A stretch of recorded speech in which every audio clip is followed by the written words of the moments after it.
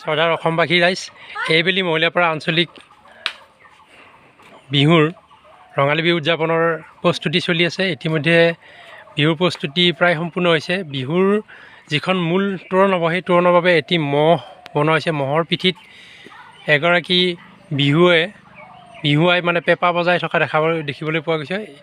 এইজন হৈছে আমাৰ মহ বনোৱা কাৰিকৰজন তন্দিৰাম ডেকা। এখেতে প্ৰথমতে আছিলে আমাৰ অসম আৰক্ষী বিষয়া। এখেতে কিন্তু এই সজাই আছে, সম্পূৰ্ণকৈ হৈ উঠা নাই, মাটি লিপি আছে। আশা কৰোঁ আপোনালোকে আহিব। এই মহটো দেখিছেনে? 4 লাখ মহৰ ৰং এতিয়া মাটিৰ হৈ আছে। ইয়াক যেতিয়া ৰং কৰি উঠা হ'ব, নিশ্চয় ইয়াতকৈ অধিক ভাল দেখা হ'ব। মই সম্পূৰ্ণকৈ আপোনালোকক দেখুৱাব পৰা নাই এইকাৰণে, যিহেতু সম্পূৰ্ণ হৈ উঠা নাই। প্ৰথমতে আমি তেখেতৰ ওচৰলৈ যাম, কিনো দিছে ইয়াতে। সুন্দৰ মহ এইটো, ৰং হৈ উঠিলে আপোনালোকে বিহু চাবলৈ আহিব। বিহুৰ দিনাখন সম্পূৰ্ণ ৰূপত দেখিবলৈ পাব। দেখিছেনে এইগৰাকী বিহুৱাই মানে মহৰ পিঠিত উঠি পেঁপা বজাই আছে। এইটো মহ, 4 লাখ মহ। আপোনালোকে আহিব মহিলাপাৰা জনসভা পুথিভঁৰালৰ সৌজন্যত উদযাপন কৰা ৰঙালী বিহু চাবলৈ আহিব। তেতিয়াহ'লে এই মহটো আপোনালোকে মূল তোৰণত দেখিবলৈ পাব। আমি প্ৰথমতে জানিবলৈ বিচাৰিছোঁ তন্দিৰাম ডেকাৰ পৰা, কি লগাইছে ইয়াতে আপুনি? ইয়াতে ভিতৰত আছে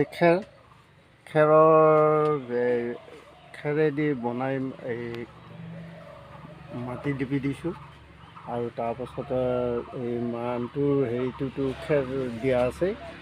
খেৰ দি পেলাই তাতে বাঁহৰে খলি বনাই পেলাই মাৰি দিয়া আছে।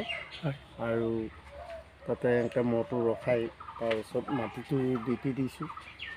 লিপি দিয়াত এতিয়া অলপমান ভালকৈ বস্তুটো হোৱা নাই। লাহে লাহে লাগি আছোঁ আৰু দিনো আছে। আৰু সেই হিচাপে দিনমতে মানে টাইমত মই বস্তুটো উলিয়াই দিম। আৰু এতিয়া দিব নেকি? পূৰা সম্পূৰ্ণ হৈ উঠা নাই। এতিয়া মাটি লিপি আছোঁ, মাটিটো ভালকৈ হওক।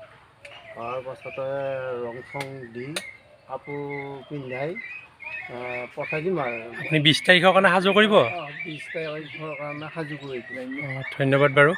সঁচাকৈ একদম নিপুণ শিল্পী এখেতৰ ঘৰত যিবোৰ বস্তু আছে আপোনালোকক মই পৰৱৰ্তী পৰ্যায়ত নিশ্চয়কৈ দেখাম। প্ৰথমতে আজি আমি মহটো দেখালোঁ।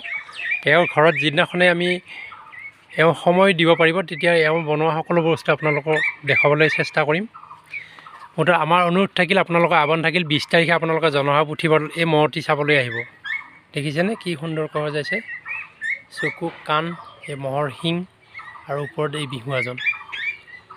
তেওঁৰ যি নিপুণতা, আমি সঁচাকৈ শলাগ লৈছোঁ।